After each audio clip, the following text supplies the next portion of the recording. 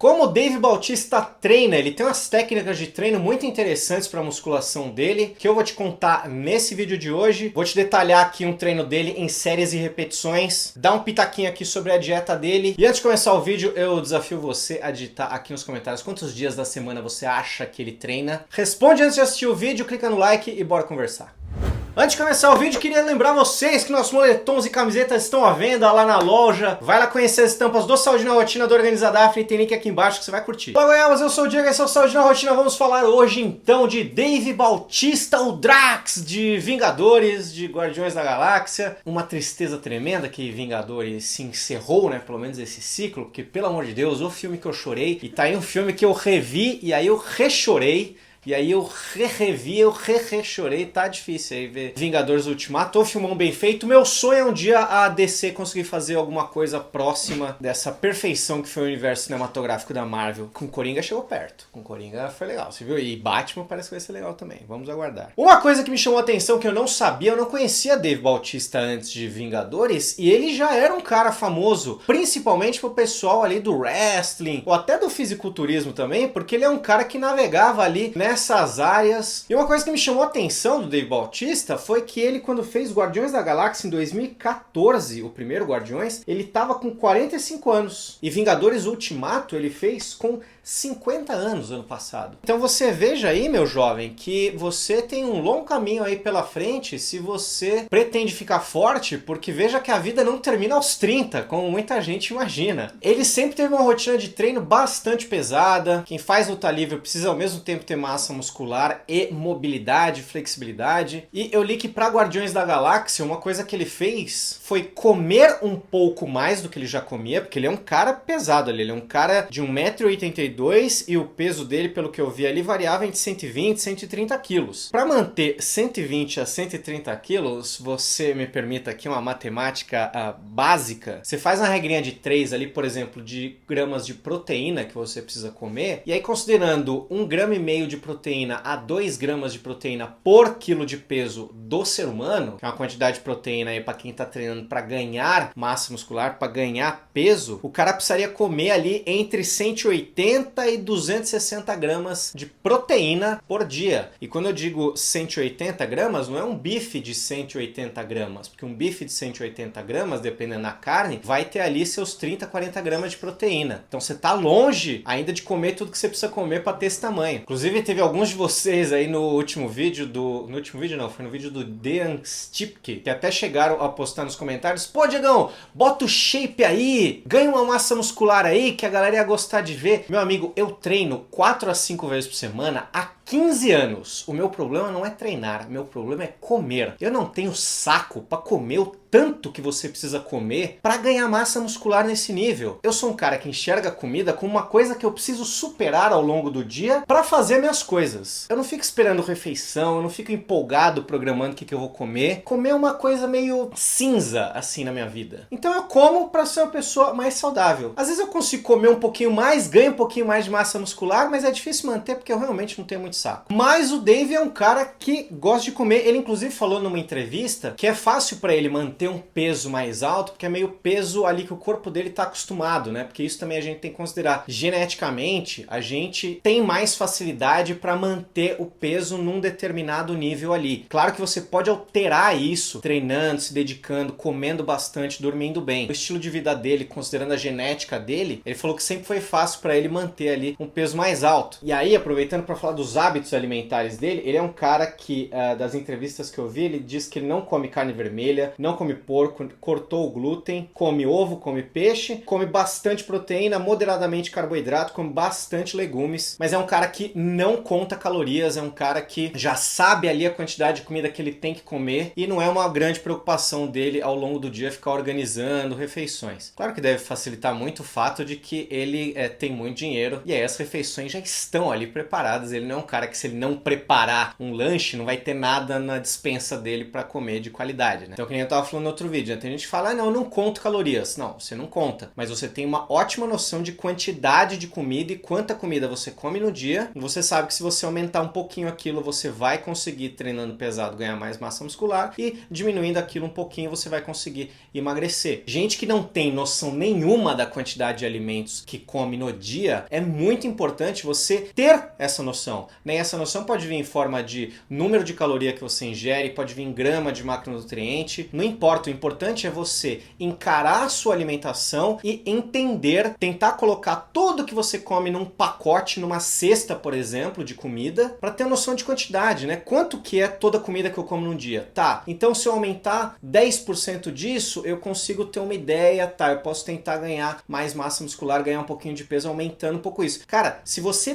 tem essa noção e tá achando ridículo eu falar isso, eu vou te contar, tem gente que chega mesmo pra gente pra dizer que realmente não tem a menor noção de quanta comida come num dia, sendo muita ou sendo pouca. E isso é péssimo, porque você diminui o controle que você tem sobre a sua vida. É que nem dinheiro. Pode ser que você não precise de uma tabela financeira para controlar a sua vida financeira, para não ficar no vermelho. Tem gente que vive assim, fala, ah, eu ganho mais ou menos X e eu sei que eu não gasto tudo porque sempre sobra um pouquinho no final do mês. Ótimo, tem gente que vai assim até o final da vida. Agora, se você quer ter um controle maior, você quer deixar sobrar dinheiro para você investir em alguma coisa, ou se você está em dívida, você precisa fazer sobrar dinheiro para você pagar essa dívida, você precisa tentar ter um controle maior disso. E vamos falar do treino do Dave Bautista aqui também, que eu pesquisei. Tem 3 coisas interessantes que eu quero chamar a atenção para vocês no treino de musculação dele, que podem ser muito úteis para vocês. Mas antes eu quero falar da organização semanal dele, que eu achei uma organização interessante, porque tá longe daquela organização mais volumosa que a gente costuma ver por aqui. Hoje ele tem uma organização semanal de treinos que ele treina 3 vezes por semana só, né? Ele chegou num ponto ali que ele tá só treinando mesmo para manter aquela musculatura. Então ele treina perna de segunda-feira, terça é descanso. Quarta ele treina costas e ombros, quinta descanso. Sexta ele treina peito, braço e abdominais, e sábado e domingo ele descansa. E aí você tem que levar em conta que, na verdade, como a gente já falou em outros vídeos aqui, quando você treina peito, você está treinando ombros também. Então, você pode ver que ele treina ombro na quarta e na sexta. Quando você treina costas, ombros e peito, é muito difícil você treinar essas 3 coisas sem treinar braços. Então, apesar de ele dizer que ele está treinando braço só na sexta-feira, ele também está treinando braços na quarta. Então, na verdade, a musculatura dele está recebendo estímulo no braço na quarta, que ele treina costas e ombros, e na sexta, que ele treina peito e braços. A mesma coisa com ombros, por exemplo. Ele está recebendo estímulo de ombros não só no dia que ele diz que treina ombros, mas no dia que também ele está treinando peito. Porque se você treinar peito, você está treinando ombros também. Pode não estar fazendo um baita treino completo de ombros, mas você está solicitando muito forte a musculatura dos ombros. Então a pessoa que está olhando um treino desse aqui e não entende exatamente como os exercícios solicitam a nossa musculatura, pode olhar e falar, ah, o cara treina os músculos uma vez por semana só. E isso não é totalmente verdade, porque tem músculos aqui que ele está treinando 2 vezes por semana. E nós achamos aqui treinos dele. Então, por exemplo, treino de pernas aqui. Ele começa fazendo 3 a 4 séries de 10 a 15 movimentos de panturrilha em pé junto com panturrilha sentado. Então ele faz aí uma bissérie. Depois ele vai fazer outra bissérie, 3 a 4 séries de 10 a 15 movimentos de flexão de joelho em pé e flexão do joelho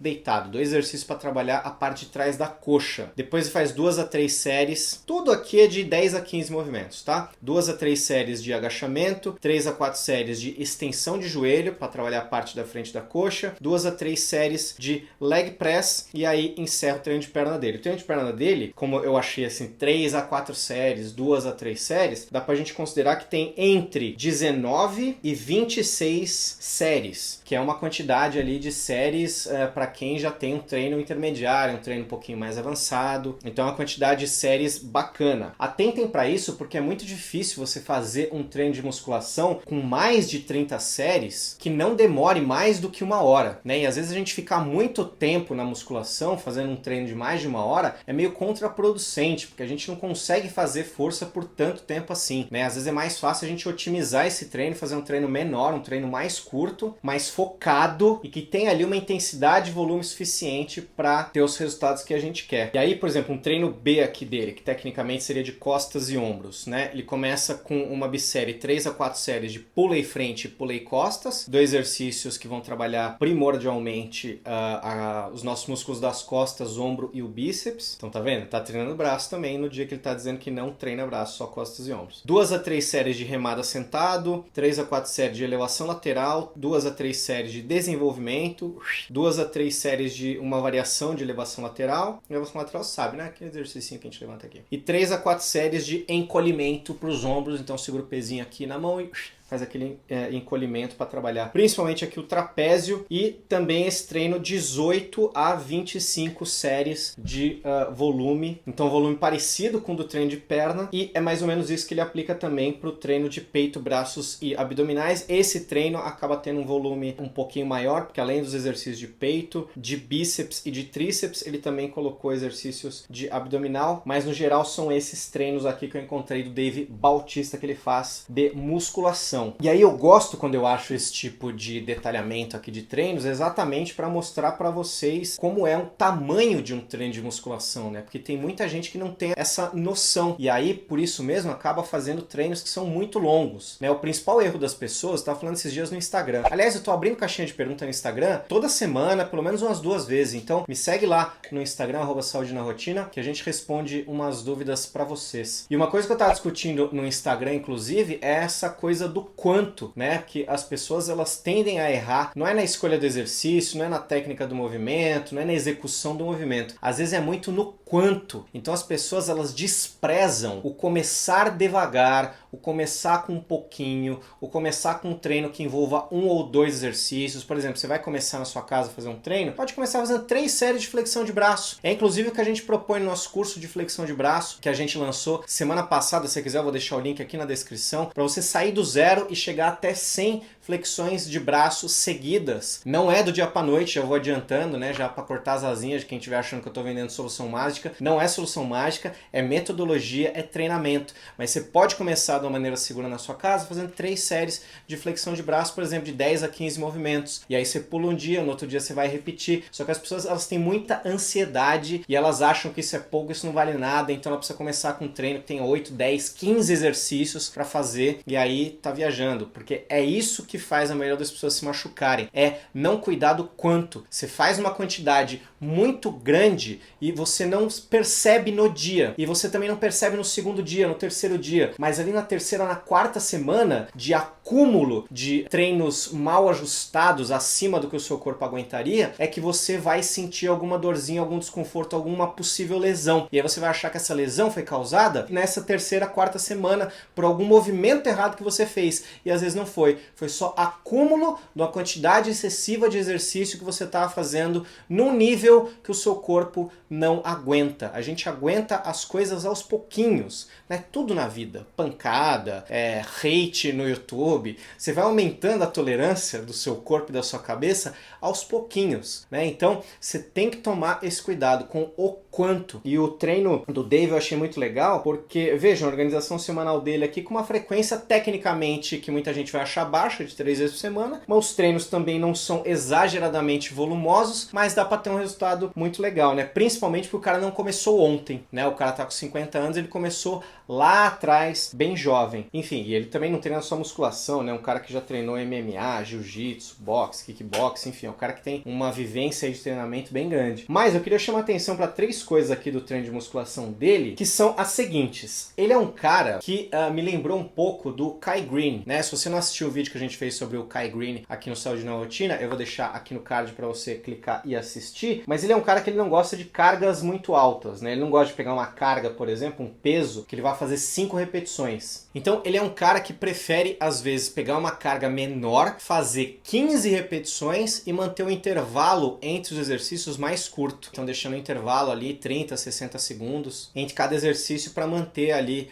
o pique do treino mais alto. E isso tem a ver com a primeira coisa que eu queria chamar a atenção para o treino dele, é que ele faz os movimentos de uma maneira lenta, exatamente como o Kai Greene ele gosta de recomendar para as pessoas, porque tem uma diferença entre você ser um levantador de peso e você ser um fisiculturista. Você pode treinar as duas coisas separadamente, mas você vai ter um resultado mais otimizado se você souber separar, né? E às vezes até souber focar. De repente na sua vida você prefere ser um levantador de peso, de repente na sua vida você prefere ser um fisiculturista, né? Eu falei no vídeo do Dean Stipke que ele tem um curso que ele inclusive faz exercício das duas formas, né? Usando levantamento de peso e usando o fisiculturismo. Mas o Dave Bautista no treino dele, ele usa muito essa técnica de fazer os movimentos de uma maneira mais lenta, com uma carga mais baixa, e ele acaba conseguindo um maior tempo sob tensão na musculatura, que é uma coisa que está parecendo bastante interessante se você quer focar em ganho de massa muscular. Outra coisa que ele faz também para aumentar a intensidade do treino dele é fazer essa pausa no meio do movimento. Veja que ele não faz o movimento assim, vai e volta, vai e volta, vai e volta. Ele dá essa pequena pausa. E essa é uma estratégia também que funciona para você aumentar um pouquinho a intensidade dos exercícios, né? Tem uma técnica que usa isso, mas de uma forma um pouquinho diferente, até que a gente falou, que é o ponto zero do Sardinha, né? A gente falou aqui nesse vídeo sobre o ponto zero do Sardinha, mas se você quiser pode ir até no canal dele, né, do Fernando Sardinha, que ele explica como é essa técnica do ponto zero, porque tem alguns movimentos que é mais legal você usar essa técnica, outros movimentos que não é tão legal assim você usar essa técnica. Ele até fez stories elogiando o vídeo que a gente fez aqui, até corrigindo alguma coisinha, dica técnica que a gente deu ali, que não era exatamente aquilo, então assiste nosso vídeo, mas assiste também no canal dele para entender direitinho como é essa técnica, mas de qualquer forma, fazer essa pausinha que seja simples no meio do movimento, ela já contribui também para você aumentar a intensidade. Isso é muito útil, principalmente para quem não tem acesso a pesos muito pesados na vida. Então você pode ter aí algum pezinho na sua casa que você acha que não está ajudando muito, que é muito leve, mas de repente você faz o exercício com mais calma, uma lentidão maior, dando uma pausa no meio do movimento, você vai conseguir um resultado mais legal. E outra coisa que eu queria chamar a atenção aqui do treino dele é que repara nesse movimento de rosca. Rosca é um movimento que popularmente a gente chama a flexão de cotovelo, né? Então quando você vai fazer uma flexão de cotovelo, os principais músculos responsáveis por esse movimento é o músculo braquial e o bíceps braquial, né? Atrás do bíceps tem um músculo que chama braquial, e o sobrenome do bíceps também é braquial, bíceps braquial. Então esses dois músculos, eles fazem a flexão de cotovelo. E a grande dificuldade desse movimento tá no momento em que o peso ele tá mais distante do eixo do movimento. O eixo do movimento é o cotovelo. Então quando você está fletindo o cotovelo, quando você está flexionando o cotovelo, você está ali criando uma alavanca subindo o peso. Ele sobe essa alavanca só até o ponto em que o movimento fica mais difícil, que é nessa posição exatamente que o braço está paralelo ao chão, que o cotovelo está no ângulo de 90 graus. Quando você continua fazendo a flexão de braço, né, se você sobe um pouquinho mais, o peso, ele tecnicamente, ele fica mais perto do seu corpo, porque a maior distância possível é essa distância que o seu braço está ali a 90 graus. Então você perde um pouquinho da ativação muscular. Ele otimiza ao máximo o tempo de treino dele, então ele gosta de trabalhar o bíceps usando essa estratégia também, além de fazer um movimento lento, além de dar uma pausinha no meio dos movimentos. Perceba que o bíceps, ele trabalha ali desse jeito bem otimizado para não fazer mesmo o que não precisa, para não perder tempo com o que não precisa, fazendo um movimento tecnicamente perfeito. Certo? Então me diz aqui embaixo quem vocês querem ver nessa playlist de rotina de celebridade, porque o Dave Bautista foi uma indicação de vocês. Continua assistindo os vídeos do canal, que tem mais de 100 celebridades aqui nessa playlist que a gente fez, já analisou rotina, treino. Vai lá que certamente tem alguém ainda que você não assistiu e se inscreve no canal se você gostou do conteúdo. Um beijo.